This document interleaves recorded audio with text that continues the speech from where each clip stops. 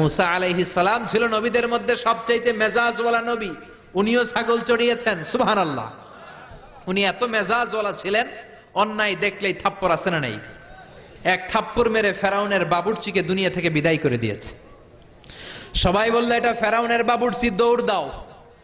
সাইয়েদনা মুসা বাঁচার জন্য দিলেন দৌড়। দৌড়াতে দৌড়াতে মিশর ছেড়ে সৌদি বর্ডারে ঢুকে গেছে। ওইটা আবার আরেক নবীর বাউন্ডারি, শুআয়ব আলাইহিস সালামের বাউন্ডারি। শুআয়ব আলাইহিস সালামের দুই মেয়েকে সাহায্য করলেন, কুয়া থেকে পানি তুলে দিলেন। মেয়েরা বলল চলেন, আমাদের বাড়িতে চলেন। সাইয়েদনা মুসা ভাবলেন নতুন এলাকায় এসেছি, কাউকে চিনি না, ওদের বাড়িতে যাই।